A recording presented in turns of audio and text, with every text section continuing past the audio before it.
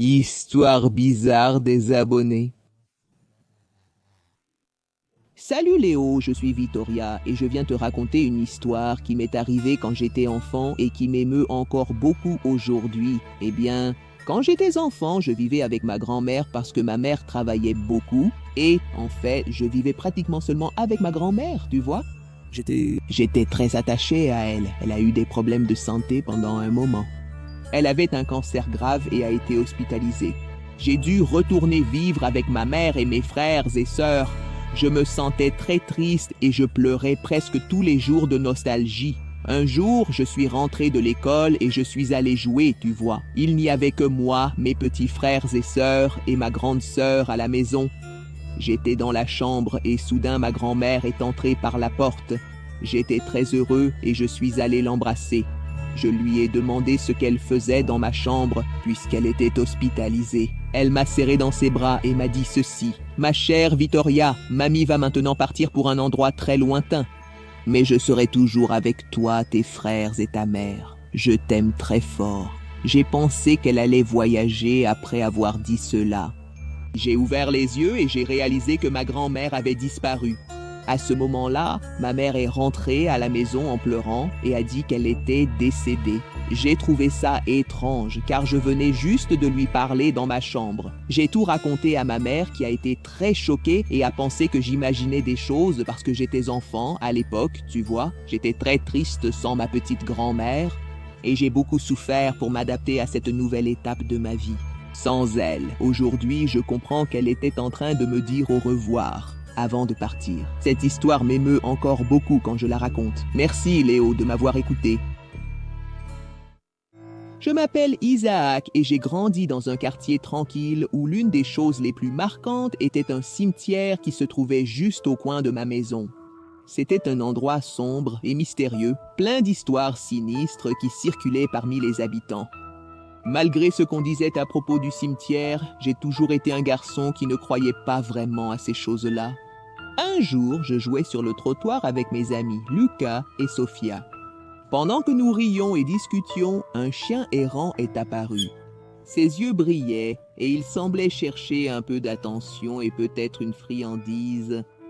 Lucas, qui a toujours été le plus aventureux d'entre nous, a pris un bâton et l'a lancé en direction du chien.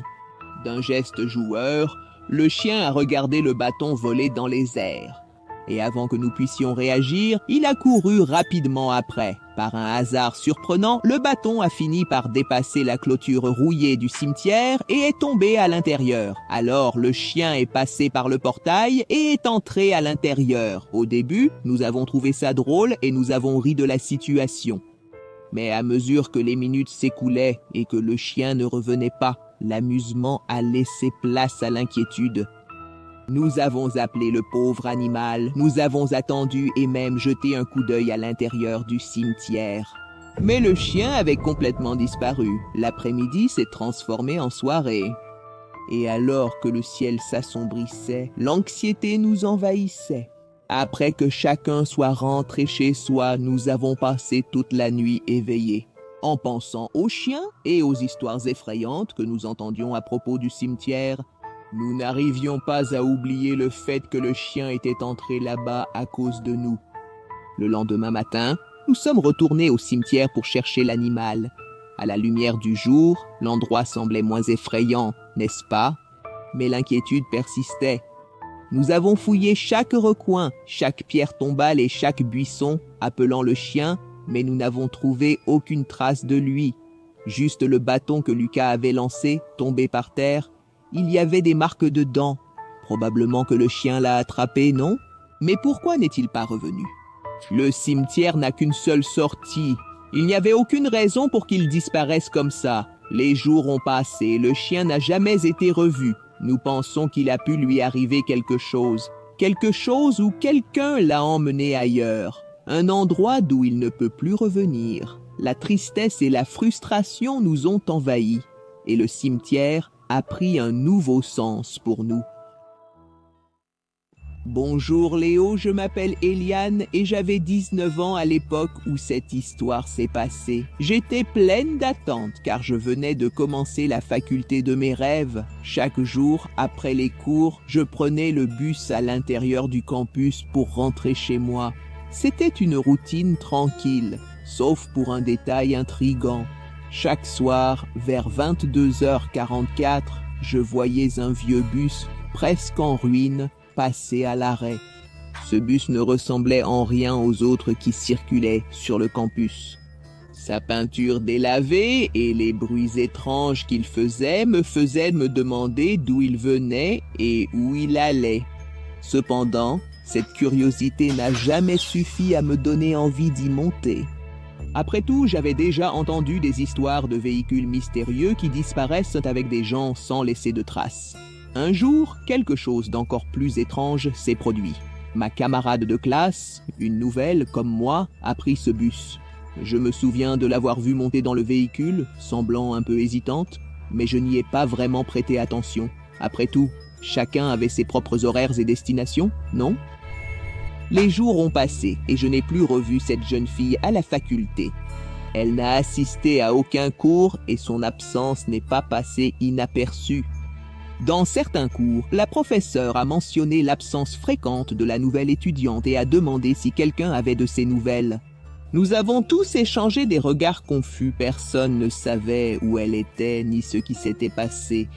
Le temps a continué à passer et l'absence de notre camarade est devenue de plus en plus inquiétante chaque jour jusqu'à ce que, des mois plus tard, nous apprenions quelque chose d'encore plus effrayant.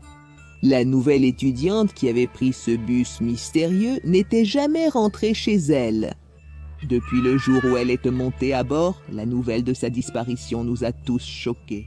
Une enquête a été menée pour découvrir où elle se trouvait, mais elle n'a révélé aucun indice sur ce qui aurait pu lui arriver. Le mystère du vieux bus presque en ruine. C'est devenu encore plus effrayant dans mon esprit. Je n'ai plus jamais revu ce véhicule étrange. En passant par l'arrêt comme s'il avait disparu lui aussi en même temps que ma camarade. Cette histoire est devenue l'une de ces énigmes qui restent sans réponse. Elle tournait dans mon esprit chaque fois que je passais par le même endroit, en bus, et ainsi, alors que je poursuivais mon parcours académique et que la vie continuait, il y a toujours eu un étrange vide. Une question sans réponse flottant dans l'air. Que lui serait-il arrivé après être monté à bord ce soir-là? Et qu'était vraiment ce mystérieux bus? Se dirigeait-il vers l'autre monde?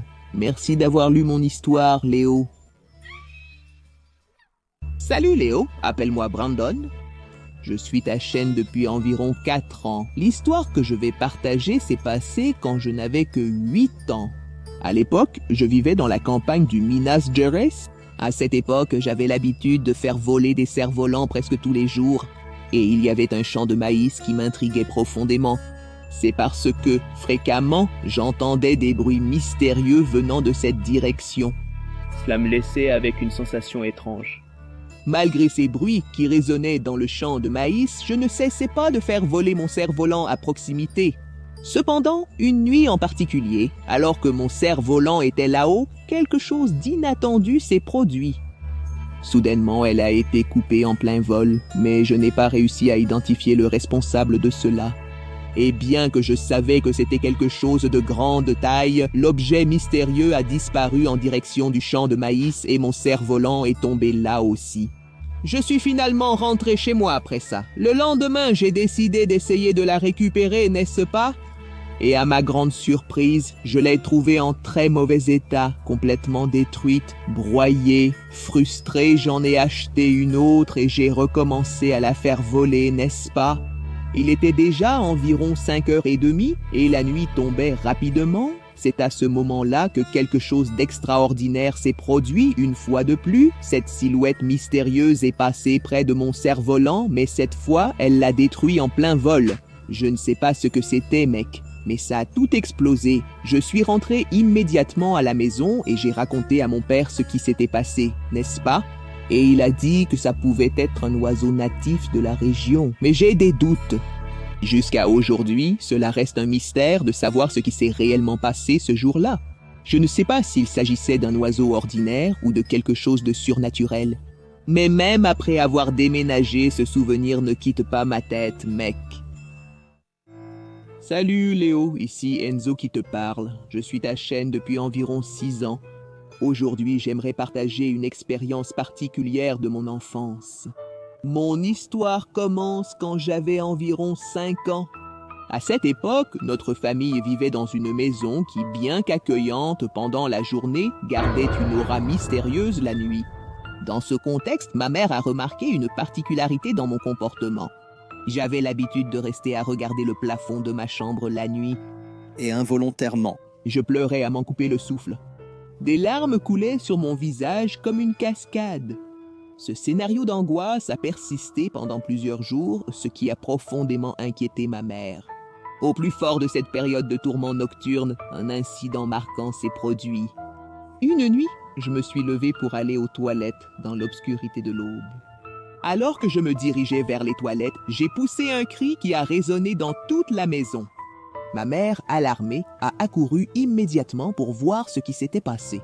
Lorsqu'elle est enfin arrivée à mes côtés, je lui ai raconté avoir vu une créature maigre de petite taille et dotée de cornes.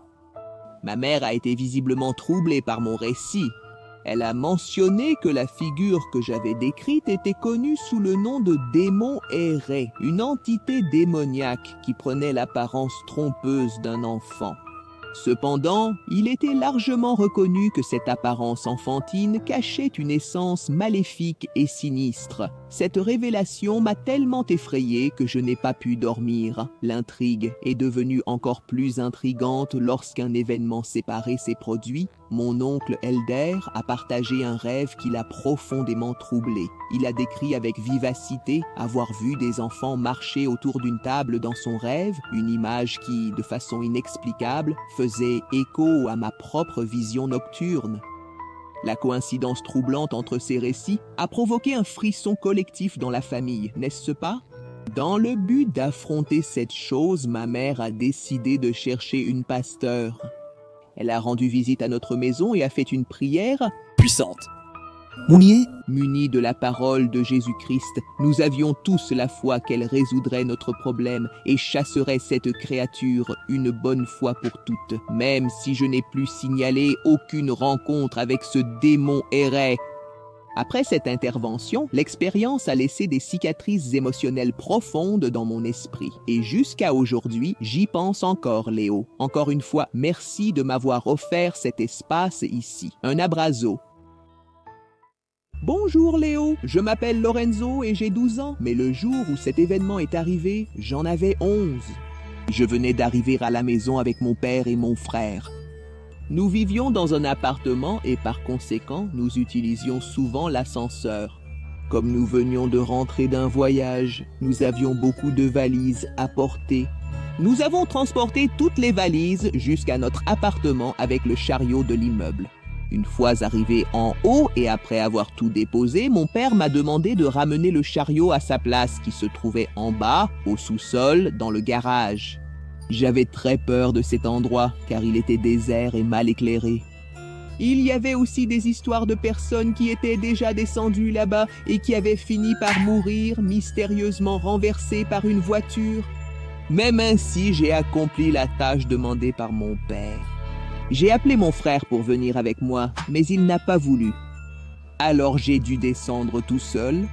Finalement, ça s'est bien passé, j'ai laissé la poussette là-bas avec les autres et quand je revenais, j'ai remarqué un homme étrange entrer dans l'ascenseur. Je ne me rappelais pas avoir déjà croisé cet habitant. Dans les parages, rôdant dans cette zone, l'ascenseur a un écran qui indique à quel étage on se trouve. Donc là où j'étais, c'était -1. J'ai décidé d'appuyer sur le bouton de l'ascenseur, tu vois, pour aller là où j'allais et j'ai demandé au monsieur s'il avait besoin d'aide. Cependant, il n'a rien dit. Il est resté silencieux quand l'ascenseur est finalement arrivé à mon étage. Je regarde à côté de moi. L'homme avait disparu. J'ai eu une sacrée frayeur. On ne s'était arrêté à aucun étage. Comment a-t-il disparu alors qu'il était juste à côté de moi? J'étais intrigué, mais j'ai continué mon chemin. Pour couronner le tout, la porte ne s'est pas ouverte à mon étage. Il a continué à monter. J'ai pressé le bouton du 4e étage. Et l'ascenseur continuait de monter, mec. Pourtant, il est allé jusqu'au 13e étage alors que l'immeuble n'en a que 12. Quand les portes de l'ascenseur se sont ouvertes, je me suis retrouvé dans un endroit complètement sombre et vide. À ce moment-là, j'ai entendu une voix chuchoter que je n'étais pas seul. Là, je me suis dépêché d'appuyer frénétiquement sur le bouton du 4e étage pendant que la porte de l'ascenseur se fermait. Je vois cet homme sortir de l'ascenseur. Je vois encore une fois cet homme à côté de moi. Sortir dehors, vers cet étage mystérieux. Personne ne me croit jusqu'ici. Quand je dis qu'il y a un étage caché dans cet immeuble, ce n'était pas un rêve, c'était réel. Et j'espère ne jamais revoir ça. Je prends toujours les escaliers quand je descends ou monte à mon appartement. Je ne prends plus jamais cet ascenseur. C'est fini. Bonjour Léo, je m'appelle Leonardo et je viens raconter une histoire vraie qui est arrivée à mon père. C'était vers le milieu de 1991. Il avait 14 ans et il marchait avec sa mère dans la rue quand il a vu une baguette par terre, ce qui a beaucoup attiré son attention. La baguette était colorée et jolie. Mon père l'a ramassée et l'a emmenée à la maison où il a beaucoup joué avec elle. La maison n'avait que 2 pièces et était très petite. Cette nuit-là, mon père a commencé à entendre des bruits de bottes allant de la cuisine à la chambre. Chaque fois que les pas s'approchaient, mon père criait et réveillait tout le monde. Un jour est arrivé où mon père n'en pouvait plus et a pris son courage à 2 mains. Il a laissé les pas s'approcher de son lit, tu vois, pour voir de quoi il s'agissait. Alors il s'est assis sur l'oreiller. Il a regardé sous le lit et dans le désespoir, en voyant que ça s'approchait, mon père a donné un coup de poing.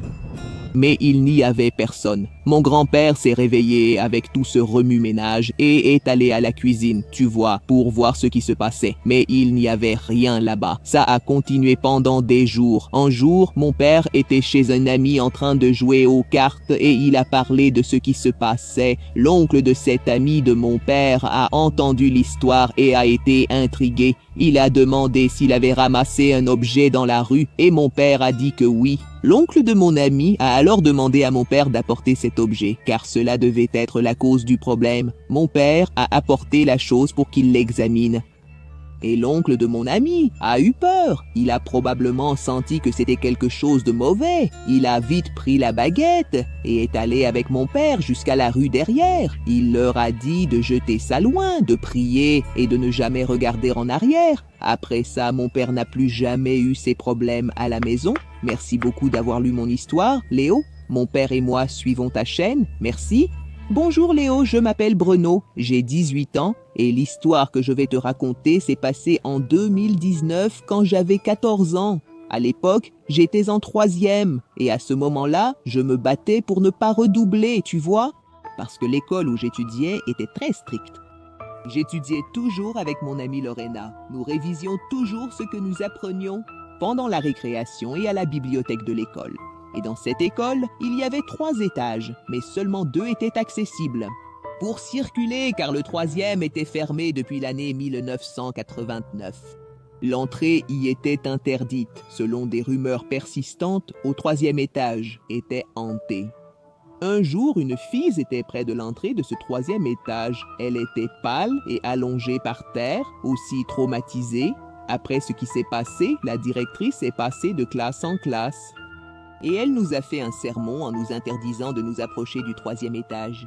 Lorena et moi étions curieux et nous avons aussi appelé un autre ami à nous, João. Un jour, dès que le cours serait terminé, nous allions entrer par effraction au 3e étage. Le lendemain, après les cours, nous sommes restés discuter. Si on se faisait prendre, personne n'allait balancer celui qui avait eu l'idée d'entrer là, n'est-ce pas? Quelques minutes après la fin du cours, nous sommes allés discrètement au 3e étage. Il y avait une porte qui donnait accès aux escaliers et ensuite nous arriverions au 3e étage. Après être montés, nous sommes arrivés. C'était comme si les années 80 s'étaient arrêtées dans le temps. Tout ce qu'il y avait dans une école des années 80 était là. Les pupitres, la décoration, nous avons même trouvé de vieux livres. Après environ 5 minutes au 3e étage, nous avons entendu un bruit qui ressemblait à une fille qui criait. Après avoir entendu cela, Lorena a crié « Qui est là? On peut vous aider ?» Après qu'elle ait dit cela, une fille est sortie de l'ombre. Mais elle portait des vêtements abîmés et était sale. Elle avait une blessure au cou. Sans aucun doute, c'était un fantôme. Ses yeux sont devenus rouges et sa voix est devenue effrayante. Alors nous avons pris la fuite. Après que nous ayons réussi à nous échapper, la directrice nous a vus sortir. Mais elle n'était même pas furieuse car elle savait que nous étions effrayés.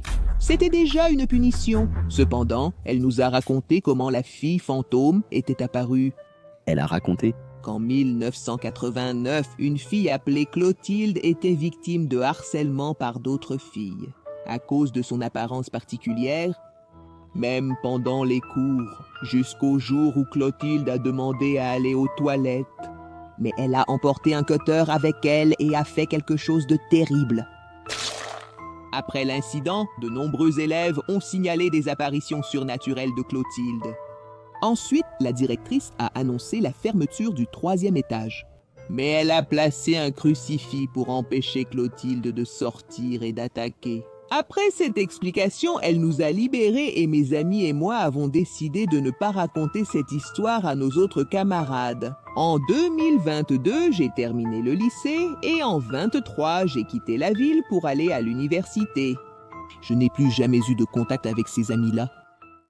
Je m'appelle Miguel, j'ai 11 ans. Un jour ordinaire à l'école, je jouais avec mes amis.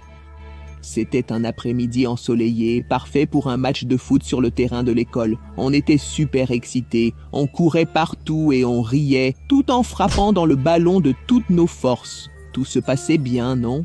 Jusqu'à ce qu'il se passe quelque chose qui allait transformer cette journée de plaisir en quelque chose d'inexplicable. Le ballon est parti loin et est tombé dans un terrain vague derrière l'école. Comme c'est moi qui avais envoyé le ballon aussi loin, je suis allé le chercher. Après tout, c'était notre seul ballon et on ne voulait pas le perdre, n'est-ce pas? En arrivant sur le terrain vague, j'ai rapidement retrouvé le ballon près d'un grand buisson. Je l'ai ramassé et j'ai jeté un dernier regard autour de moi, tu vois? Pour m'assurer que tout était calme, je suis rapidement retourné sur place. En rendant le ballon à mes amis, quelque chose d'étrange s'est produit. Fred driblait parfaitement. En s'approchant du but pour tirer, quand il a frappé, le ballon est resté immobile, comme collé au sol. Il est tombé, le pied blessé, hurlant de douleur.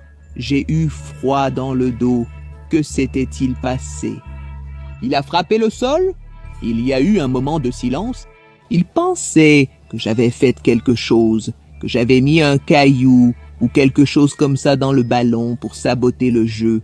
Fred était en colère contre moi et les autres l'ont emmené à l'infirmerie, tu vois, me laissant derrière. Je suis resté abasourdi en regardant le ballon. Je n'avais rien fait, je le jure. J'ai repris le ballon et je l'ai examiné. Elle avait l'air complètement normale et je n'arrivais pas à comprendre ce qui s'était passé. Je suis resté un moment seul, tentant de comprendre ce qui venait de se passer.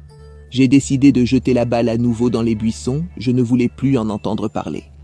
Je suis parti avec un sentiment étrange dans la poitrine.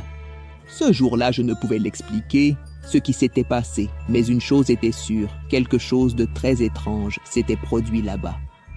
Le jour suivant, de retour à l'école. J'ai vu un groupe de garçons de la 9e jouer avec le même ballon dans la cour. Mince, ils ont dû retrouver le ballon que j'avais lancé dans les buissons. Et ils ont commencé à l'utiliser. Je devais prévenir tout le monde, mais est-ce qu'ils m'écouteraient? Est-ce qu'ils me croiraient? Ils avaient l'air heureux et excités, mais quelque chose m'a de nouveau fait frissonner à l'intérieur. L'un d'eux a donné un coup de pied si fort dans le ballon que j'ai vu son pied partir en arrière, mec. Oh non, mec! Le ballon n'a même pas bougé d'1 centimètre. Ça a suffi pour me convaincre que quelque chose de vraiment étrange s'était passé là-bas avec ce ballon. Je n'ai plus rejoué au football depuis ce jour-là. Je n'ai aucune idée de la raison pour laquelle ce ballon s'est comporté de cette façon. On aurait dit qu'il y avait quelque chose à l'intérieur. Quelque chose de maléfique,